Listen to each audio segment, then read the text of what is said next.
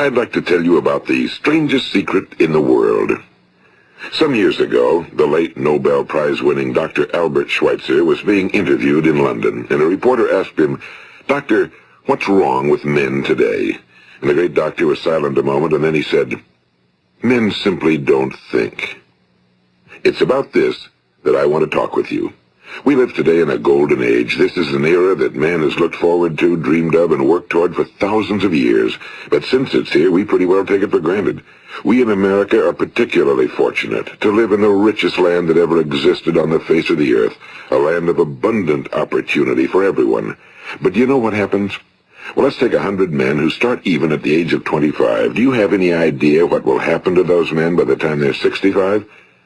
These 100 men who all start even at the age of 25 believe they're going to be successful. If you ask any one of these men if he wanted to be a success, he'd tell you he did. And you'd notice that he was eager toward life, that there was a certain sparkle to his eye, an erectness to his carriage, and life seemed like a pretty interesting adventure to him.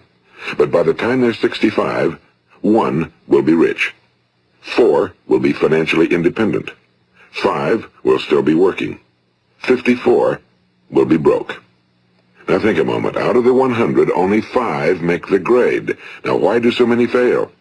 What has happened to the sparkle that was there when they were 25? What's become of the dreams, the hopes, the plans? And why is there such a large disparity between what these men intended to do and what they actually accomplished? When we say about 5% achieve success, we have to define success. And here's the best definition I've ever been able to find. Success is the progressive realization of a worthy ideal. If a man is working toward a predetermined goal and knows where he's going, that man is a success. If he's not doing that, he's a failure. Success is the progressive realization of a worthy ideal. Rollo May, the distinguished psychiatrist, wrote a wonderful book called Man's Search for Himself. And in this book he says, the opposite of courage in our society is not cowardice. It is conformity. And there you have the trouble today. It's conformity, people acting like everyone else without knowing why, without knowing where they're going. Now think of it. In America right now, there are over 18 million people 65 years of age and older. And most of them are broke. They're dependent on someone else for life's necessities. Now, we learn to read by the time we're 7. We learn to make a living by the time we're 25. Usually by that time, we're not only making a living, we're supporting a family. And yet, by the time we're 65, we haven't learned how to become financially independent in the richest land that has ever been known. Why? We conform. And the trouble is that we're acting like the wrong percentage group, the 95 who don't succeed. Now, why do these people conform? Well, they really don't know. These people believe that their lives are shaped by circumstances, by things that happen to them, by exterior forces. They're outer-directed people. A survey was made one time that covered a lot of men, working men, and these men were asked, "Why do you work? Why do you get up in the morning?" 19 out of 20 had no idea. If you ask them, they'll say, well, everyone goes to work in the morning, and that's the reason they do it, because everyone else is doing it. Now let's get back to our definition of success. Who succeeds? The only person who succeeds is the person who is progressively realizing a worthy ideal. He's the person who says, I'm going to become this, and then begins to work toward that goal. I'll tell you who the successful people are. A success is the school teacher who's teaching school because that's what he or she wants to do. The success is the woman who's a wife and mother because she wanted to become a wife and mother and is doing a good job of it. The success is the man who runs the corner gas station because that was his dream. That's what he wanted to do. The success is the successful salesman who wants to become a top-notch salesman and grow and build with his organization. A success is anyone who is doing deliberately a predetermined job because that's what he decided to do deliberately. But only 1 out of 20 does that. That's why today there isn't really any competition unless we make it for ourselves. Instead of competing, all we have to do is create. You know, for 20 years, I looked for the key which would determine what would happen to a human being. Was there a key I wanted to know which would make the future a promise that we could foretell to a large extent? Was there a key that would guarantee a person's becoming successful if he only knew about it and knew how to use it? Well, there is such a key, and I've found it. Have you ever wondered why so many men work so hard and honestly without ever achieving anything in particular, and others don't seem to work hard and yet seem to get everything? They seem to have the magic touch. You've heard them say that about someone. Everything he touches turns to gold. And have you ever noticed that a man who becomes successful tends to continue to become successful? And on the other hand, have you noticed how a man who's a failure tends to continue to fail? Well, it's because of goals. Some of us have goals, some don't. People with goals succeed because they know where they're going. It's that simple. Think of a ship leaving a harbor, and think of it with the complete voyage mapped out and planned. The captain and crew know exactly where it's going and how long it'll take. It has a definite goal. Now, 9,999 times out of 10,000, it will get to where it started out to get. Now, let's take another ship, just like the first, only let's not put a crew on it or a captain at the helm. Let's give it no aiming point, no goal, no destination. We just start the engines and let it go. I think you'll agree with me that if it gets out of the harbor at all, it will either sink or wind up on some deserted beach, a derelict. It can't go anyplace because it has no destination and no guidance, and it's the same with a human being. Take the salesman, for example. There's no other person in the world today with the future of a good salesman.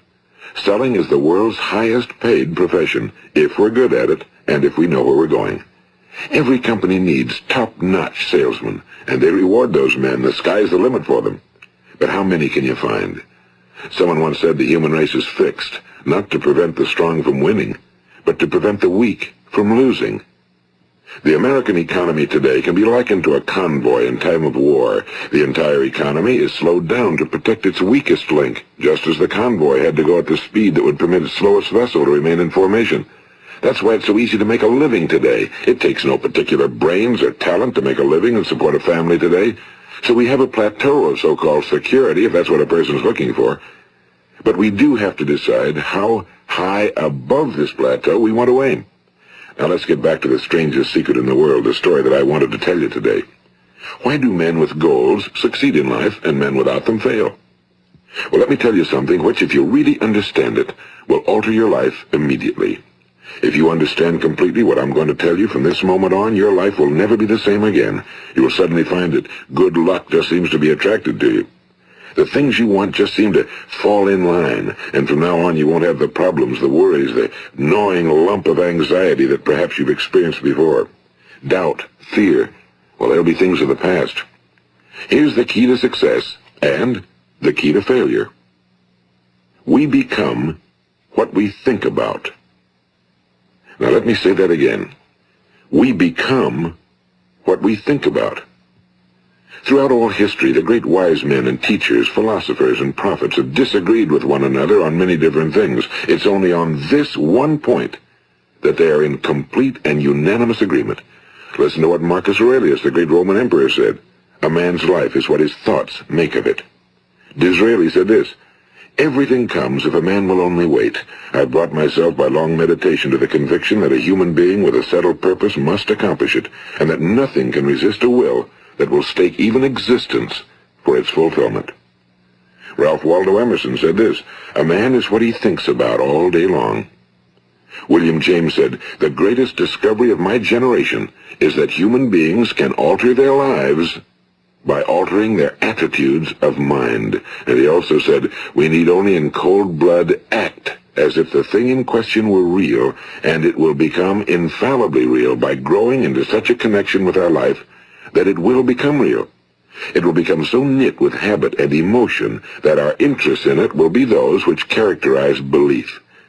And he also said, if you only care enough for a result, you will almost certainly attain it. If you wish to be rich, you will be rich. If you wish to be learned, you will be learned. If you wish to be good, you will be good. Only you must then really wish these things, and wish them exclusively, and not wish at the same time 100 other incompatible things just as strongly. In the Bible, you read in Mark 9:23, if thou canst believe, all things are possible to him that believeth. My old friend Dr. Norman Vincent Peale put it this way, this is one of the greatest laws in the universe. Fervently do I wish I had discovered it as a very young man. It dawned upon me much later in life, and I found it to be one of the greatest, if not my greatest discovery outside of my relationship to God. The great law, briefly and simply stated, is that if you think in negative terms, you will get negative results. If you think in positive terms, you will achieve positive results. That is the simple fact, he went on to say, which is at the basis of an astonishing law of prosperity and success. In 3 words, believe and succeed. William Shakespeare put it this way: our doubts are traitors and make us lose the good we oft might win by fearing to attempt.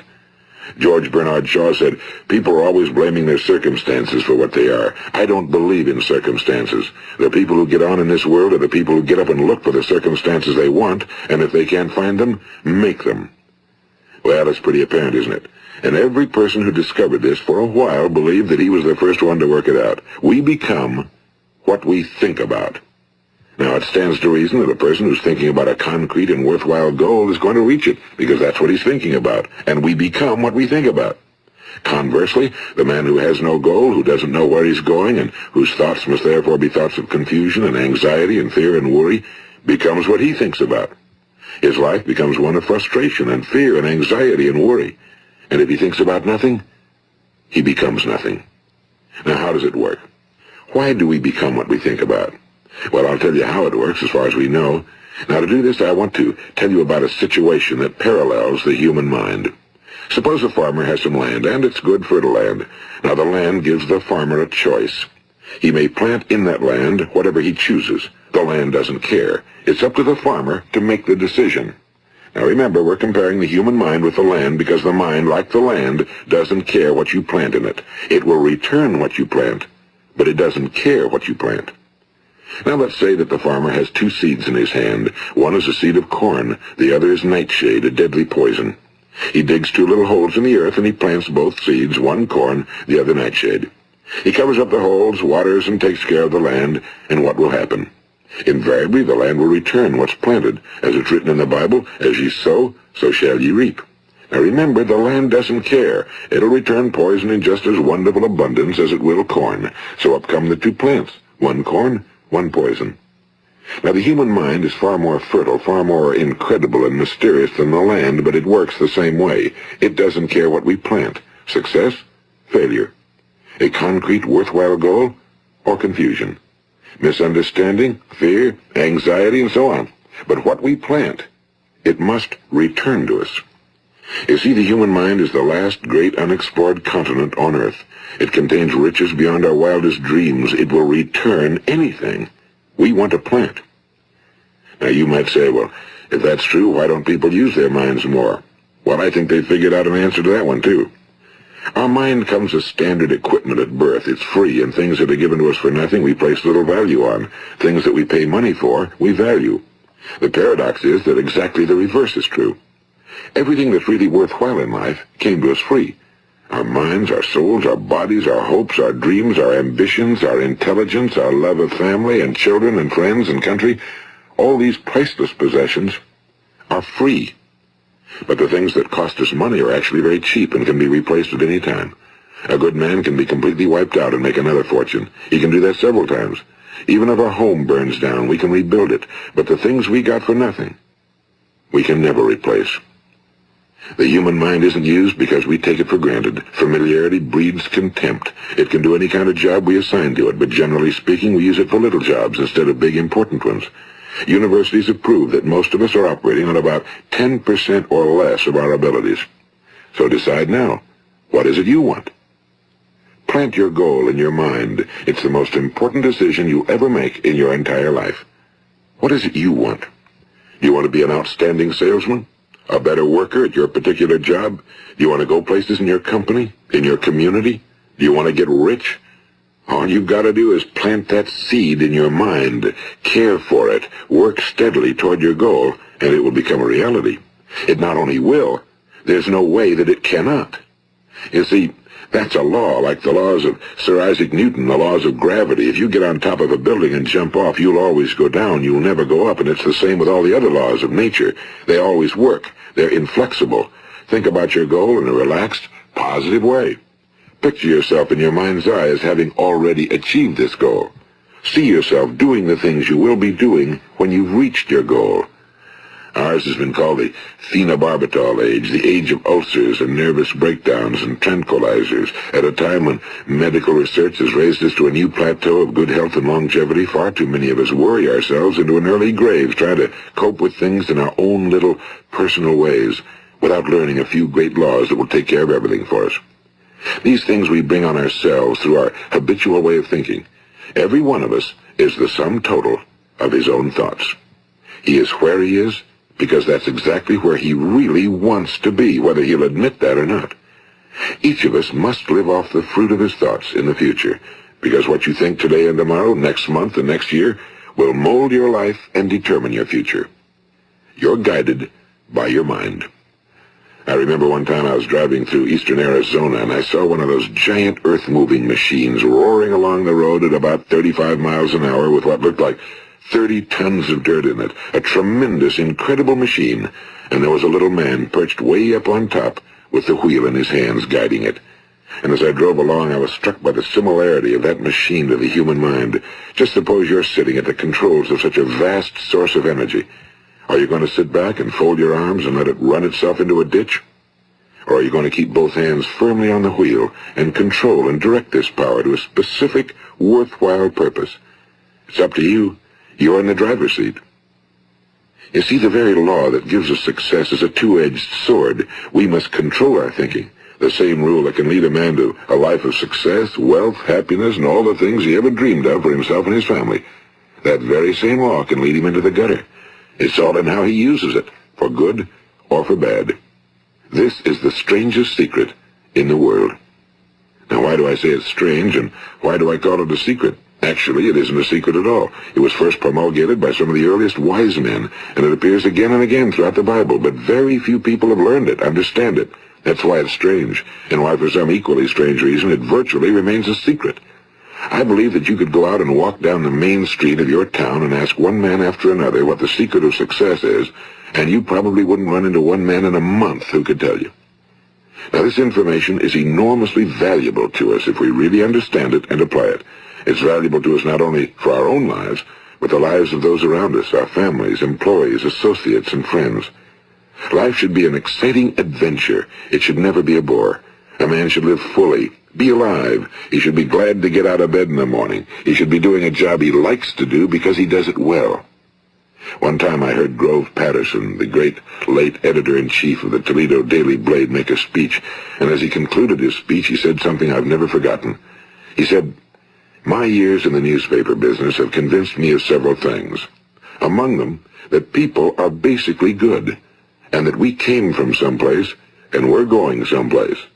So we should make our time here an exciting adventure.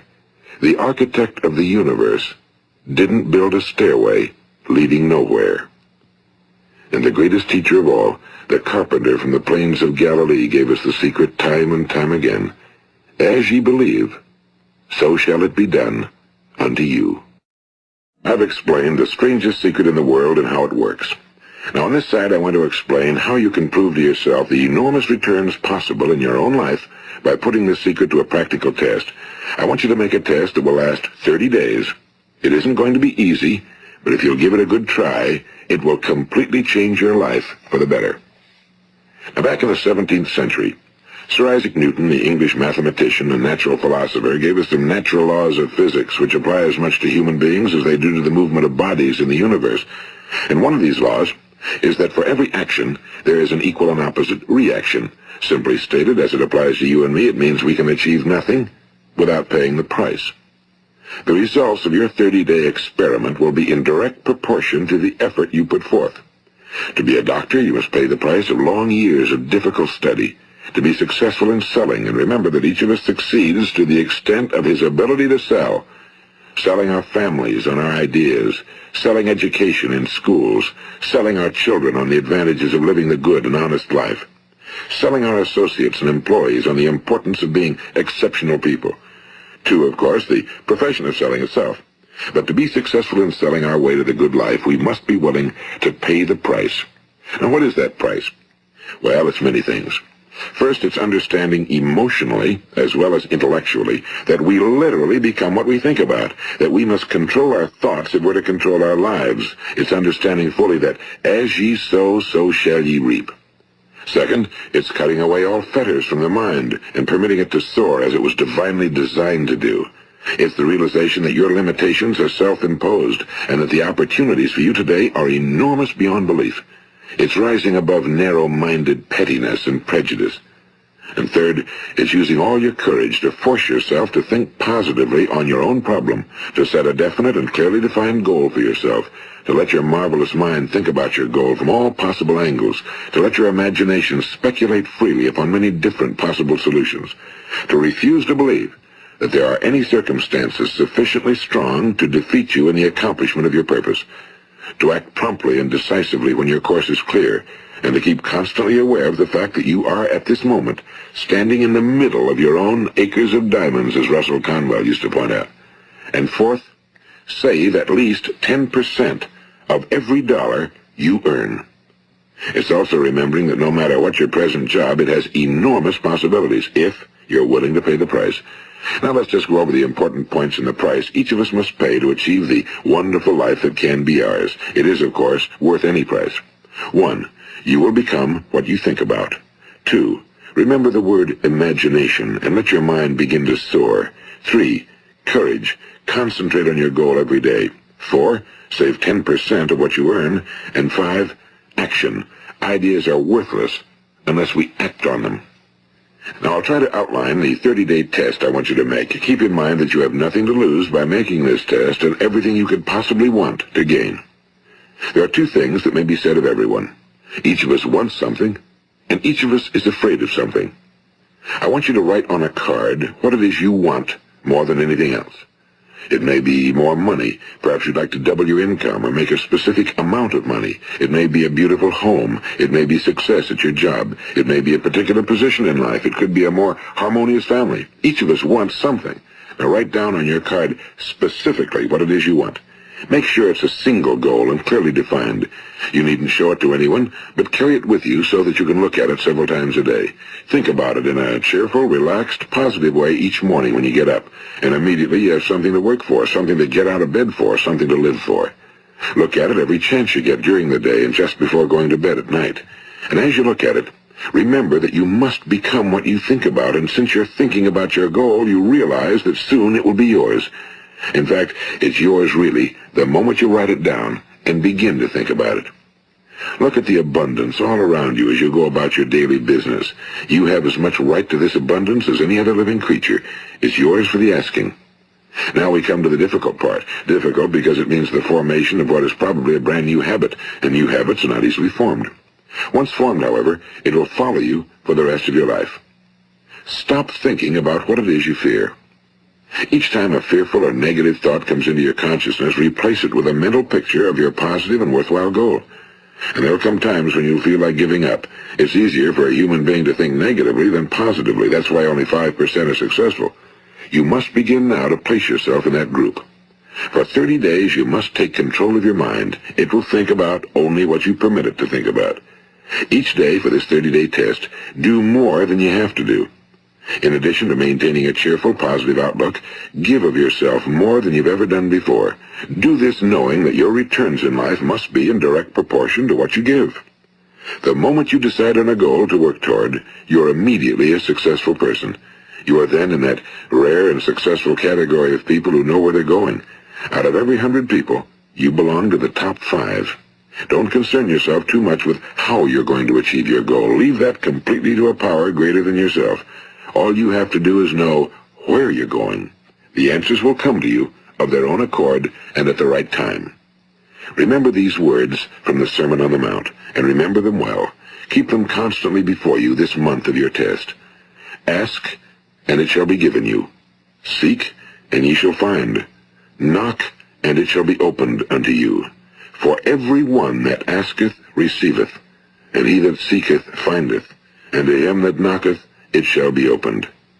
It's as marvelous and as simple as that. In fact, it's so simple that in our seemingly complicated world, it's difficult for an adult to understand that all he needs is a purpose and faith. For 30 days, do your very best. If you're a salesman, go at it as you've never done before, not in a hectic fashion, but with the calm, cheerful assurance that time well spent will give you the abundance in return you deserve and want. If you're a homemaker, devote your 30-day test to completely giving of yourself without thinking about receiving anything in return, and you'll be amazed at the difference it makes in your life. No matter what your job, do it as you've never done it before for 30 days. And if you've kept your goal before you every day, you will wonder and marvel at this new life you've found. Dorothea Brand, the outstanding editor and writer, discovered it for herself and tells about it in her fine book, Wake Up and Live. Her entire philosophy is reduced to the words, act as though it were impossible to fail. She made her own test with sincerity and faith, and her entire life was changed to one of overwhelming success. Now, you make your test for 30 full days. Don't start your test until you've made up your mind to stick with it. You see, by being persistent, you're demonstrating faith. Persistence is simply another word for faith. If you didn't have faith, you'd never persist. If you should fail during your first 30 days, by that I mean suddenly find yourself overwhelmed by negative thoughts, you've got to start over again from that point and go 30 more days. Gradually, your new habit will form until you find yourself one of that wonderful minority to whom virtually nothing is impossible. And don't forget the card. It's vitally important as you begin this new way of living. On one side of the card, write your goal, whatever it may be. On the other side, write the words we've quoted from the Sermon on the Mount. Ask, and it shall be given you. Seek, and ye shall find. Knock, and it shall be opened unto you. Nothing great was ever accomplished without inspiration. See that during these crucial first 30 days, your own inspiration is kept at a peak. And above all, don't worry. Worry brings fear, and fear is crippling. The only thing that can cause you to worry during your test is trying to do it all yourself. Know that all you have to do is hold your goal before you. Everything else will take care of itself. Remember also to keep calm and cheerful. Don't let petty things annoy you and get you off course. Now, since making this test is difficult, some will say, why should I bother? Well, look at the alternative. No one wants to be a failure. No one really wants to be a mediocre individual. No one wants a life constantly filled with worry and fear and frustration. Therefore, remember that you must reap that which you sow. If you sow negative thoughts, your life will be filled with negative things.